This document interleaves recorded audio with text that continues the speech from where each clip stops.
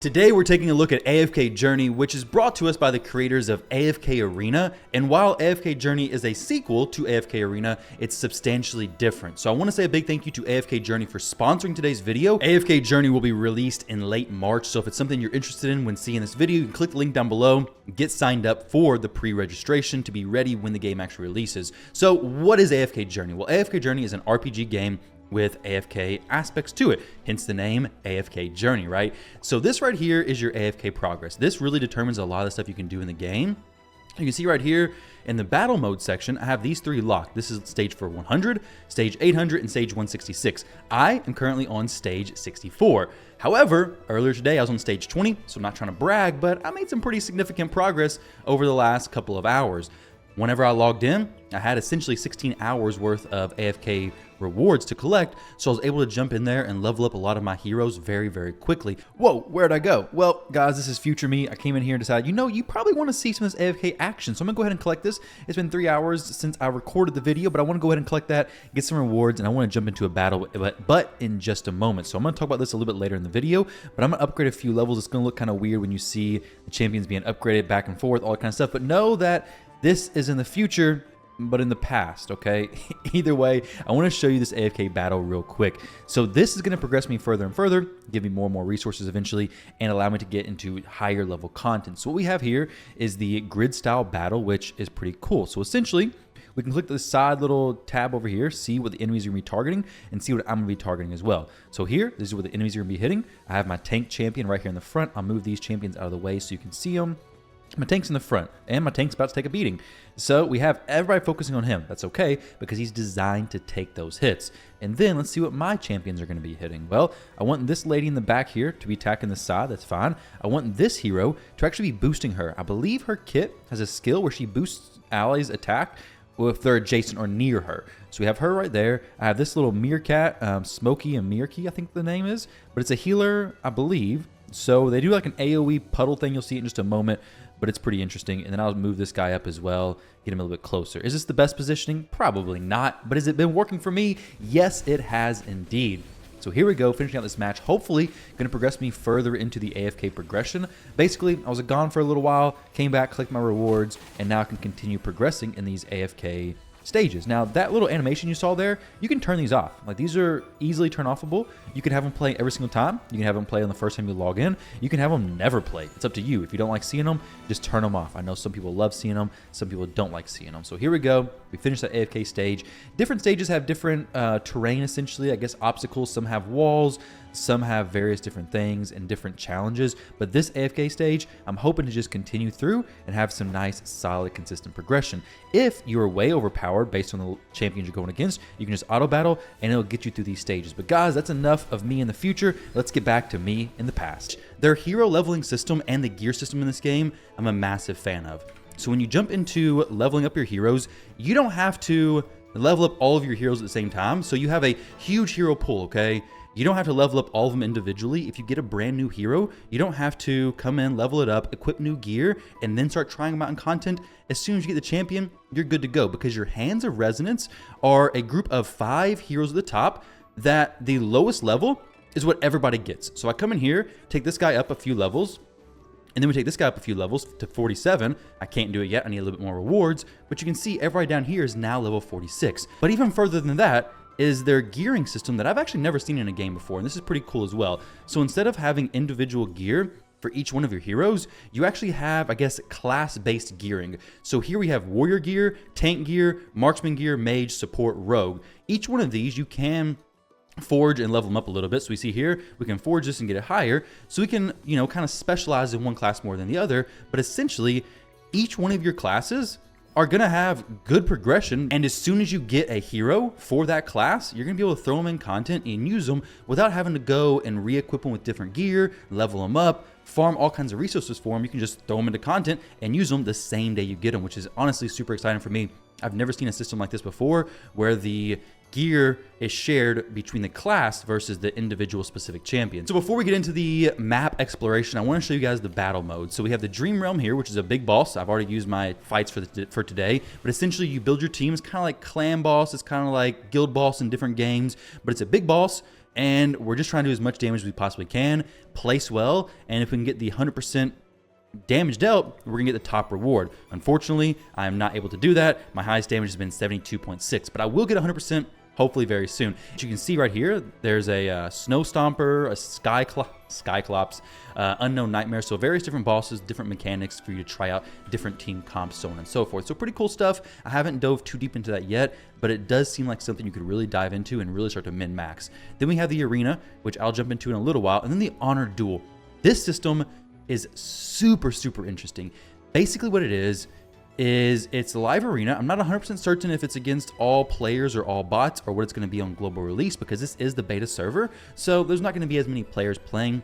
So live action versus other players, it's going to be difficult to find matches. So it's probably some bots, some real players. The only reason I'm saying that is because I did finish one. I got all the victories, I didn't lose. So I got 9 victories. The first one I got 6 victories. Okay, I didn't really pick the best stuff, but in this, you essentially start with a draft pick. You have a few different options of things to choose from. So here, this is melee combat oriented, and you have this little gem at the beginning. These different bonus things is what I'm gonna call it. They're artifacts, okay? So the artifacts give different bonuses. You can read through these, select which team and thing you wanna go with. I believe the most important is this artifact right here. So every 4 ultimates cast by allies creates a flame wave that attacks all enemies, dealing true damage. I had one before that whenever you start a match, all the enemies have 50% HP. So, but then they start recovering it pretty quickly. But if I went a complete burst team, I was absolutely dominating everybody, and it felt so cool. I'm actually just gonna go random. Let's see what we get here. We're picking the random one. We get the Fragrant Bag. So the Fragrant Bag, all the deployed ally heroes gain 30 haste and 40 vitality if they're all alive. The effect expires if any deployed ally is defeated. So with this, I'm essentially gonna start building my team kind of around that artifact in a way.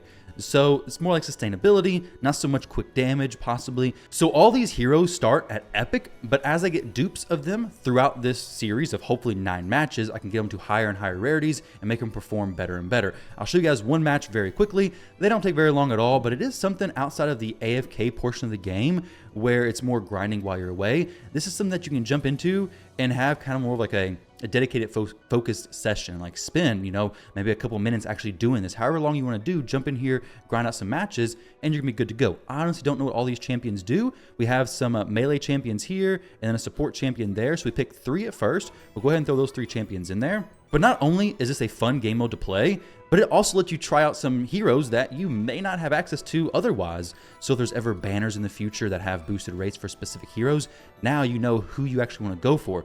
There's specifically one assassin-looking champion who absolutely demolished my last round of this honor duel stuff. I don't know how this one's going to perform because I don't have that champion. Her name, I think, is Sylvania. I'll show you guys in just a moment. But she performs so well, I really want her now. So I don't have her. I'm hopefully going to get her eventually. I'm actually going to do some summons here in a little while to see if we can actually pull her. But this one is not so much of my fast-paced playstyle that I liked in the last one. This is more a little bit slow and sustained. We have the Mauler faction, these like lion and lionesses, the animals, the rhino. So it's going to be a different playstyle. I need to learn more about that. The one I went last time really just lined up perfectly. I had the heroes I wanted. I had the team set up I wanted. Everything was looking fantastic, and it performed as such as well. So there we go. We got wrecked by this other player. Hopefully it's a real-life player so they can see it and be like, oh, I wrecked Tyraku in Honor Duel in AFK Journey. I'm going to go ahead and, can I quit it? Or I just got to get slaughtered. Let's wait 2 more seconds. There we go. He dominated me. This hero, a lot of these heroes are really cool. I actually used a lot of these heroes last time. There we go. Nuke me down. So that finished very quickly. Lot more talking this time. But as far as my last performance, let's talk about that. Let's talk about my positive performance. So this one, I had, let's see, replay. No, I had this hero right here. No, sorry, this hero right here. Sylvina. I don't know, but she was so good. So she teleported to their side and just wrecked their entire backline of heroes. And then I would have this hero control them, do some crowd control effects, lock them down a little bit. This tank, so good. And then this hero right here would summon a, I don't know what the name of it is, but it's a little like support minion thing who would just wreak havoc on the enemy team. It was a lot of fun. I wiped out teams super quick. I wish I could show you the damage, but it was absurd numbers.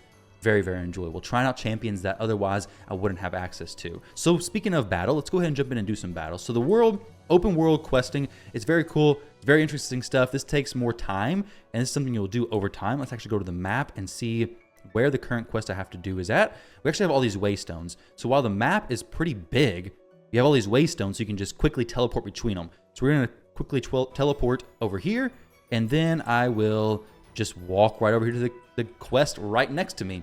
Now for me personally, I like to go through this stuff pretty quickly, so I just skip it. However, I'm not missing out on stuff when I skip it, because it does give me basically a TLDR of what's happening. So Lorson is casting a magic. You have to put the skunk berries at 3 specific places to guide the magic and help Lorson.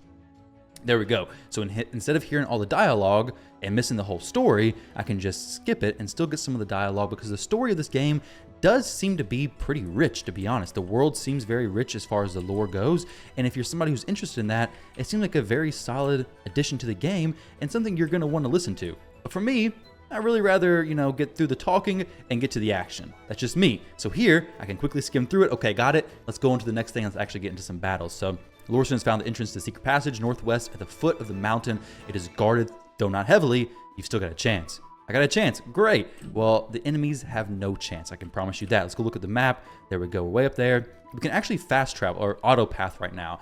So we didn't actually unlock this. I didn't unlock this until probably about 20 minutes before doing this recording. This is pretty nice. The map does have some things you will want to stop and actually collect, like some Karn postings here, people dropping some notes. Here we go again. We do so good. Yada, yada, yada. Just some random notes and stuff. But there are some chests, some things that you probably will want to, pay attention when it's auto-pathing so you can pick it up. But you don't have to always walk through the map. You can just turn on the auto-path and it'll take you there throughout the, the map missions. Are you sure you want to skip this part? I'm not going to read it to you guys. I'm not going to read everything, but here we go. We got some battles now. So these big beefy dudes about to attack this. Actually, the epic hero I just pulled, it looks like. Okay, somebody's stopping them. I looked everywhere for you. Let's go ahead and skip this part of the storyline. Let's get into the action, hopefully, very, very soon. We'll skip this as well. We're in the cave now. All right, so there will be some mobs for us to fight here for sure. A lot of these ones you can actually dodge. If I press the escape key, I just go right past it. Speaking of the escape key, this game's actually cross-platform. So mobile, PC, you can do both. So the best of both worlds. It is landscape view here, full screen. On mobile, I believe it's vertical, so you can just pull it out. Easily playable on your phone. The graphics look very sharp. The art style, honestly, looks very clean. I actually enjoy it. I'm not going to lie. When I first saw the game, I was a little bit hesitant on the art style because I'm not really a huge fan of this style of art typically. But once actually getting into the game and playing it, it was oddly relaxing. And it was a welcome experience, to be honest. It was a very welcome experience. I don't want to use only one champion. I want to use all my champions. What's going on here? I'm about to get messed up. I'm using this hero though who summons that. See that big dude in the back? Oh, they do not even know what they're in for. That big dude pops out and he just slams people. That big swipe. Man, he's so good. She does good damage as well. It's no problem. I was not even worried. However, we got 2 more of these little boss. There's 2 more stages to go through. So we'll see Solo Crucible. I think she's probably pretty good at Solo Crucible because she summons the helper. So it's not really 100% solo, right? She controls stuff. Her helper's out there, wrecking the enemy. She's controlling things and putting out some damage as well. She does do good as far as damage dealing goes. I wish I could see her damage versus his damage, but I guess it all counts for her damage anyways, right? So finishing that out. There we go. So we got some summoning, guys. We got the open map world exploration. We have arena. We have essentially a live arena as well. Honor duel system where you can try out, OP champions that you may never actually get on your account, but you can try them out in the honor duel draft system. We have the Dream Realm with a clan boss type fight. We have Arcane Labyrinth, which I don't even know what that is. We have battle drills, which I can't get until AFK stage 800. So some very late game content there. We have Legend Trial, which sounds kind of like a faction war type thing in the game. Very interested in actually getting there. We have a lot of stuff in the game already, a lot of stuff to keep your attention. So it's a game, guys, that I would definitely recommend considering pre-registering for. Honestly, I'm going to pre-register for it. I'm looking forward to trying it out on the global release in late March. So if you guys are as well, click the link down below. Thank you again to AFK Journey for sponsoring today's video. I look forward to trying it out on the global release. And I hope to see you guys there as well. Thank you again. I love and appreciate all of you, and I'll catch you in the next video.